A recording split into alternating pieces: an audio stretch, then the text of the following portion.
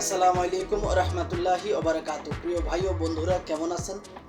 আশা করি সবাই ভালো আছেন। দেশ ও প্রবাস থেকে যারাই এই মুহূর্তে ভিডিওটি দেখতেছেন, আমার পক্ষ থেকে রইল আপনাদের জন্য আন্তরিক মোবারকবাদ।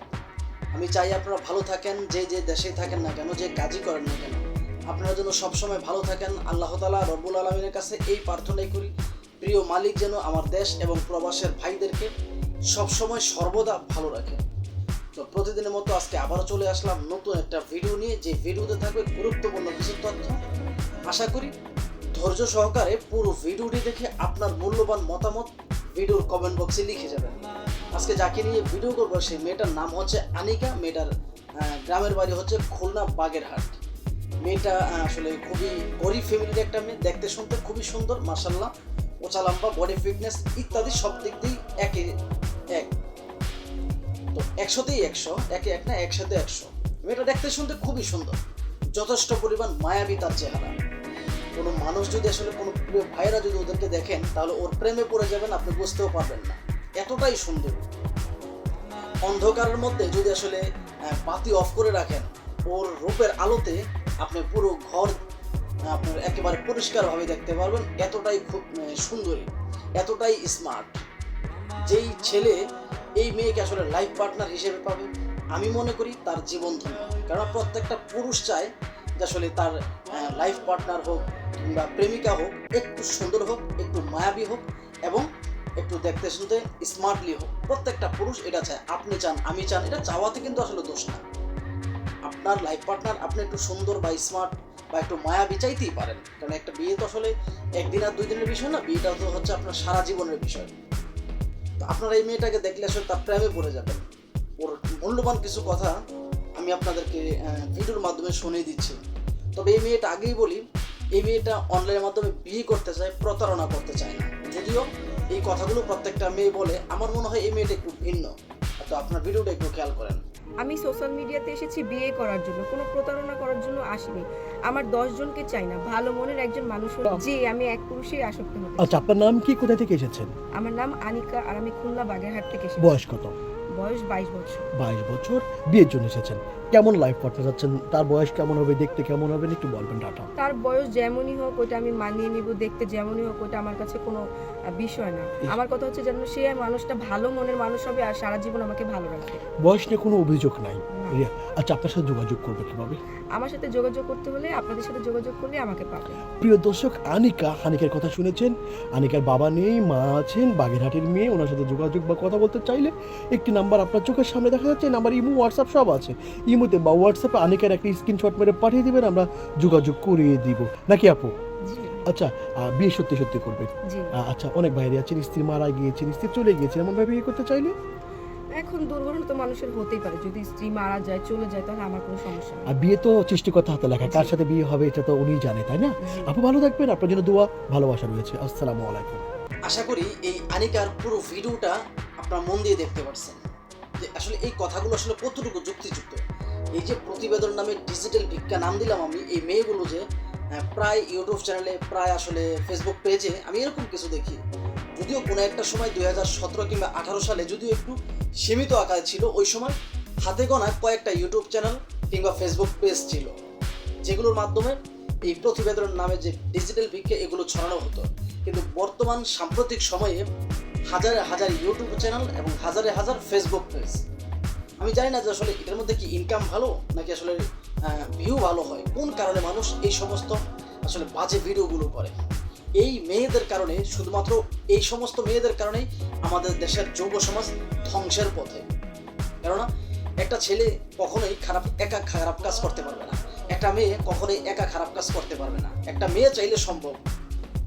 বর্তমান সময়ে আপনার একটা মেয়ে চাইলে অনেক কিছু সম্ভব। শুধুমাত্র এই সমস্ত মেয়েদের কারণে আমাদের দেশের যুব সমাজ একেবারে টোটালি ধ্বংসের পথে।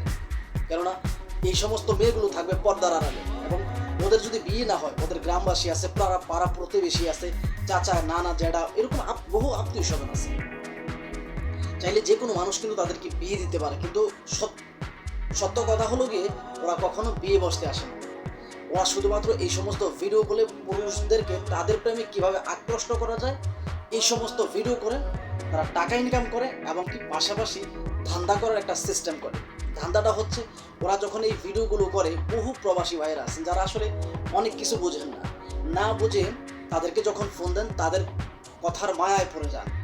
আর পুরুষ মানুষ এমন একটা জাতি, যেই জাতি নারীর প্রেমে যদি একবার পড়ে যায়, নারীর মায়ায় যদি একবার পড়ে যায়, তাকে বেঁধে রাখা অসম্ভব। একটা পুরুষ তার জীবনের চেয়ে বেশি ভালোবাসে একটা শখের নারীকে। সেই শখের নারীটা সুই হয়ে ভিতরে ঢুকে কুড়াল হয়ে বের হয়। এবং কি সুই বলতে আমি এটাই বোঝালাম যে আসলে সে খুব সহজে সুন্দর সুন্দর কথা বলে একটা পুরুষের ভিতরে ঢুকে। আর কুড়াল বলতে আমি বোঝালাম যে আসলে যখনই সেই পুরুষটা তার প্রেমে পড়ে যায়, 2 থেকে 3 লক্ষ 4 লক্ষ টাকা সেই মেয়েটা তার কাছ থেকে নিয়ে তাকে ব্লক করে দেয়। আপনি চাইলেও কিন্তু তাকে খুঁজে পাবেন না, কেননা প্রত্যেকটা ভিডিওতে ওরা কখনো তাদের নিজের সত্য পরিচয় দেয় না। প্রত্যেকটা ভিডিওতে তারা কখনো তাদের নিজের সত্য নাম ব্যবহার করে না। প্রত্যেকটা ভিডিওতে ওদের অরিজিনাল ভয়েস কখনো ব্যবহার করে না, কেননা যদি অরিজিনাল ভয়েস, অরিজিনাল নাম, অরিজিনাল ঠিকানা দিয়ে দেয় আর সেটা আপনারা জেনে যান, আপনার সাথে যদি সে প্রতারণা করে, আপনি খুব সহজে তাকে ধরতে পারবেন। এই জন্য এই সমস্ত মেয়েগুলো কখনোই তাদের সত্য নাম, পরিচয়, ঠিকানা, বয়স কখনোই ব্যবহার করে না। আর যে ইউটিউব চ্যানেলের যে কর্তৃপক্ষগুলো, ওরা যে আসলে কেমন মায়ের সন্তান, আমার খুব কষ্ট লাগে। মাদেরকে নিয়ে আমি আসলে বাজে মন্তব্য করতে চাই না, কেননা প্রত্যেকটা মানুষেরই কিন্তু মা আছে। আমার পাপের ভাগ কিন্তু আমার মা নিবে না, আমার পাপের ভাগ আমি বহন করতে হবে।